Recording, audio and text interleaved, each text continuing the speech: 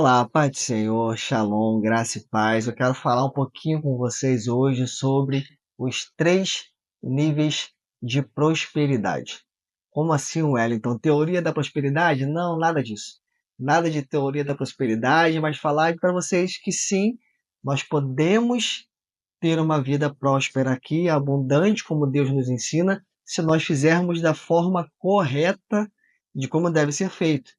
É isso que eu quero te mostrar aqui hoje. E antes de nós entrarmos nos três níveis de prosperidade, eu quero te pedir, curta esse vídeo, siga aqui no nosso canal, porque vai ajudar que outras pessoas também vejam. Toda vez que você curte, que você comenta, que você segue a página, você ajuda que outras pessoas também vejam, porque o YouTube começa a divulgar o vídeo para mais pessoas, e assim mais pessoas podem ser alcançadas através dessa palavra.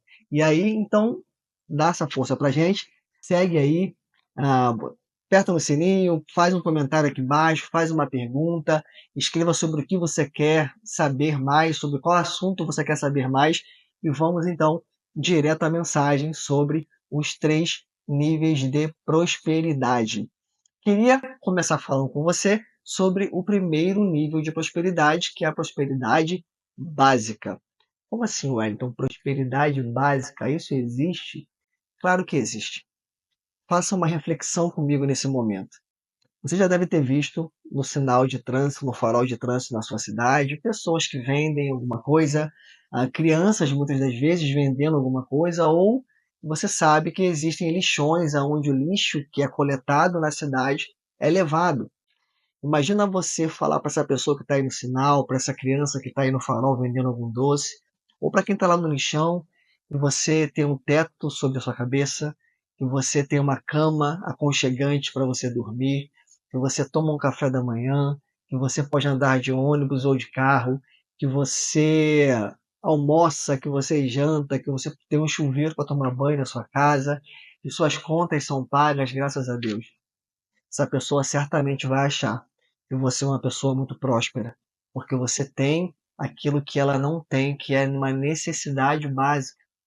E essa mesma necessidade básica, essa mesma preocupação com a vida, os discípulos também tinham lá na época de Jesus. E aí Jesus então dá uma palavra para eles quando eles se preocupam com isso. Jesus vem com uma palavra de conforto aos corações deles. Eu queria compartilhar essa palavra com você nesse momento. Capítulo 6, vamos abrir Mateus, capítulo 6, a partir do verso 25, que está nas preocupações da vida. E esse trecho você já leu certamente em algum momento da sua vida, que vai falar que as aves dos céus não semeiam, não colhem, e mesmo assim elas são alimentadas por Deus. Que as sementes, que as plantas, as ervas, um dia estão bonitas e no outro estão no fogo. E se Deus cuida das aves dos céus, quanto mais não vai cuidar dos seus filhos. E aí Jesus fala ali para os discípulos: não se preocupem com o que vocês vão comer, com o que vocês vão vestir, com o que vocês vão beber, porque o Pai sabe das suas preocupações e Ele vai suprir as suas necessidades. Mas existe um versículo-chave, que nesse versículo está a resposta não só para a prosperidade básica, mas como para todos os outros níveis de prosperidade. Se nós seguirmos o que está nesse versículo, esse versículo é a chave, é o segredo para toda uma vida próspera. Ele diz assim, está lá no verso 33. Busquem, pois, em primeiro lugar o reino de Deus e a sua justiça, e todas essas coisas vos serão acrescentadas. Busque em primeiro lugar o reino de Deus e a sua justiça. O que é buscar em primeiro lugar o reino de Deus? É muito comum vermos hoje muitos cultos de prosperidade, de teologia da prosperidade. É muito comum nós vermos pessoas orando, pedindo, pedindo, pedindo, pedindo, ir ao culto só para poder pedir, pedir, pedir, pedir. E ver muitos cristãos, e existem muitos cristãos que consideram o cristianismo ou Deus como uma lâmpada mágica que você vai esfregar, vai sair ali em Deus, e você vai fazer vários pedidos e você vai ser atendido. A gente não pode ter esse tipo de pensamento, esse tipo de atitude. Buscar em primeiro lugar o reino de Deus significa não focar nas coisas materiais. Entenda, você é um espírito que tem uma alma, está inserido em um corpo. Por isso, tudo que você vê, precisa primeiro ver no mundo espiritual. E aí sim vai se materializar no mundo natural. Você não pode olhar as preocupações da vida de forma meramente natural. Você precisa olhar de forma espiritual. Nós não podemos simplesmente levar a vida aqui somente pedindo, pedindo, pedindo, pedindo e pedindo. Nós precisamos ter a nossa transformação. Nós precisamos levar a nossa vida não nos moldando aos padrões desse mundo, mas nos transformando pela renovação do nosso entendimento em Cristo Jesus.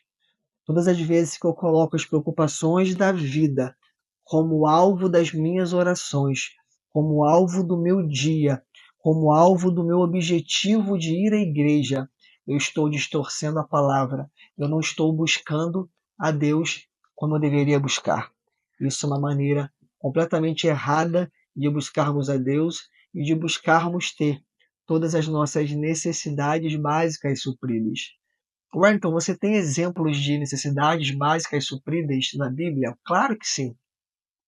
Nós temos o povo de Israel, por exemplo, que suas roupas não se degradavam, a Bíblia relata isso, o maná do céu descia sobre eles, quando eles queriam carne, Deus dava carne, fazia a água sair da rocha, tinham suas necessidades supridas. Nós temos a viúva com Elias, a viúva ela ia morrer porque ela não tinha mais azeite na botija e nem farinha. E Elias então pede para que faça um bolo para ele como profeta do Senhor.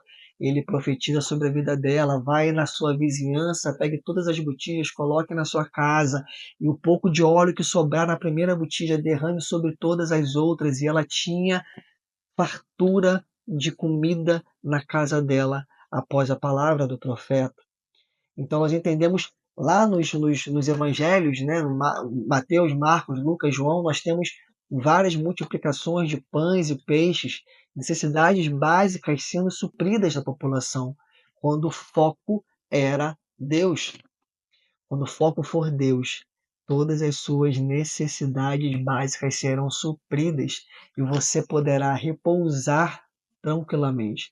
E aí, acabando esse trecho da Bíblia, olha que interessante o versículo 33 diz, 34, perdão. Portanto, não se preocupem com o amanhã, pois o amanhã trará as suas próprias preocupações. Basta a cada dia o seu mal. Segundo a OMS, o Brasil é um dos principais países no quesito ansiedade e depressão. Depressão é excesso de passado.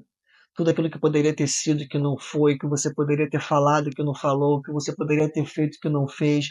Ah, se eu tivesse feito aquilo, se eu tivesse falado aquilo, se eu tivesse agido daquela maneira, se ele ou se ela tivesse feito assim, se, e você fica com uma depressão tão grande, com remorso tão grande que você não tem espaço para Deus na sua vida.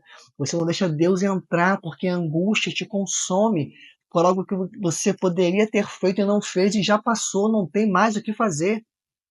Por outro lado, tem a ansiedade de amanhã eu tenho que fazer isso, aquela conta vai vencer, eu tenho que pagar aquilo, eu tenho que fazer, aquilo vai acontecer, e você deita na sua cama e você não dorme. Passa uma hora, duas, três, quando você abre o olho para poder ver a hora que você está cansado, quer dormir, está na hora de acordar para ir trabalhar já. Não tem paz. Em paz me deito e logo adormeço, diz a Bíblia. Isso também é uma prosperidade básica. Deixa eu te falar. Mais de 30% da população brasileira vive abaixo da linha da pobreza. Linha da pobreza é quando toda uma família sobrevive com aproximadamente R$ 600. R$ 600 para pagar contas, R$ 600 para comprar um gás, R$ 600 para comer, R$ 600 para vestir. Se você tem mais do que isso na sua casa, você tem prosperidade, sim. Prosperidade básica é o primeiro nível. E nessa prosperidade básica você tem a chave para todos os outros níveis de prosperidade na sua vida. Vamos então falar sobre o segundo nível de prosperidade, O segundo nível é a prosperidade de tudo que nós pedimos. Como assim, Wellington? Tudo que nós pedimos é uma prosperidade que Deus diz que Ele vai nos dar. Está lá, olha, Salmos 37:4 fala: deleite-se no Senhor e Ele atenderá aos desejos do seu coração. Aleluia, deleite-se no Senhor e Ele atenderá os desejos do seu coração. O que é deleite-se? O que é deleitar? É ter prazer, é apreciar. Aprecie o Senhor, tenha prazer no Senhor e Ele atenderá os desejos do seu coração. Seguindo aqui em Mateus, já no capítulo seguinte, o capítulo 7 de Mateus, a partir do versículo 7, está ali a persistência na oração. E também é um trecho da Bíblia que você conhece muito bem, que fala que tudo aquilo que você pedir, diz ali assim: peçam e lhes será dado, busquem e encontrarão, batam e a porta lhes será aberta, pois todo aquele que pede, recebe, o que busca, encontra, e aquele que bate, a porta será aberta. O texto continua: qual pai que o filho pedindo pedra, pedindo pão vai dar pedra? E se vocês que são maus tratam bem os seus filhos, ainda mais Deus que está nos céus, o seu Pai que está nos céus, por que então nós pedimos e não recebemos? Porque pedimos mal? Pedis e não recebeis, porque pedis mal? E como assim a gente pode pedir mal tudo aquilo que você pedir a Deus, que Deus vê, entender que não vai ser bênção para a tua vida, Ele não vai te dar? Toda aquela bênção que você entende que hoje vai ser bênção, mas que amanhã vai se transformar numa maldição para você, Ele não vai te dar. Quantas pessoas que você conhece que pediam um relacionamento e depois que teve um relacionamento largou Deus? Quantas pessoas você conhece que pediram uma bênção e depois que recebeu essa bênção largou a igreja? Quantas pessoas você conhece que pediram um carro e quando receberam um carro, todos os compromissos são exatamente nos dias de compromisso de igreja? Tudo aquilo que você acha que é bênção para você, mas que Deus, que entende de tudo e sabe do futuro, e sabe que aquela bênção vai se transformar em maldição na sua vida, Ele não vai te dar. Por isso, queridos, é importantíssimo obedecer aquilo que está lá no início que eu falei com vocês. Busque em primeiro lugar o reino de Deus e a sua justiça, e todas as demais coisas vos serão acrescentadas. Se nós buscarmos em primeiro lugar Deus, colocarmos Deus como foco, nós vamos entender aquilo que vai ser bênção e aquilo que não será bênção na nossa vida. E nós temos aí, Wellington, exemplos de aquilo que nós pedimos e que Deus dá? Claro que nós temos exemplos. Quais são os exemplos, então? Naamã com lepra pediu a cura e recebeu a cura. Nós temos muitos e muitos exemplos aqui nos evangelhos também de pessoas os cegos que foram curados, os coxos que voltaram a andar, a filha do centurião. O centurião foi lá e pediu: Senhor, não precisa ir até a minha casa, apenas uma palavra sua, minha filha será curada. E ela foi curada. Que maravilha! São todas as coisas que nós podemos pedir a Deus. Wellington, mas você não falou de nada material. Como não? Como não? Uma pessoa voltar a ver é material, uma pessoa voltar a andar é material, uma pessoa que estava doente, teve sua doença curada, é material, queridos. Tudo aquilo que nós pedimos a Deus, que se for bênção para a nossa vida, Ele vai nos dar. Mas antes, o nosso coração precisa estar voltado 100% para Ele, para que as bênçãos não virem maldição na nossa vida. E por fim, vamos chegar ao terceiro nível de prosperidade, que esse nível é o que todo cristão deseja alcançar. É receber de Deus muito além daquilo que nós podemos pedir a Ele. Imagina você pedir 100 e Deus te dá 100.000. Diz lá em Efésios 3, 20 e 21. Aquele que é capaz de fazer infinitamente mais do que tudo o que pedimos ou pensamos, segundo o seu poder que atua em nós. A Ele seja a glória na Igreja em Cristo Jesus, por todas as gerações, pelos séculos dos séculos. Amém. Imagina, queridos, recebermos muito além daquilo que nós pedimos ou pensamos. Se você pede um carro, Deus te dá um carro muito melhor. Se você pede uma casa, Deus te dá uma casa muito maior. Se você pede uma família, você tem uma família muito mais abençoada. você tem uma prosperidade muito maior, mas isso só vai acontecer se todas essas bênçãos forem para você de fato uma bênção e não uma maldição. Se tudo isso for em prol do reino e não em prol de si mesmo, se todas essas coisas, a intenção do nosso coração for para honrar e engrandecer o nome do Senhor e não para honrar e engrandecer o nosso próprio nome. Se Deus for o centro da sua vida, tudo que você pedir, você vai receber. Se Deus for o centro da sua vida, você vai receber infinitamente mais do que aquilo que você pede ou que você busca. Temos exemplo, Hélio, disso? Claro que nós temos exemplo. Imagine uma mulher estéril, já na sua velhice, tendo um filho e que Deus fala que a descendência será infinita. Imagina uma outra mulher tendo um filho que vai se tornar um profeta em Jerusalém. Imagine um pastor de ovelhas que era muito comum em Israel naquela época se transformar em rei.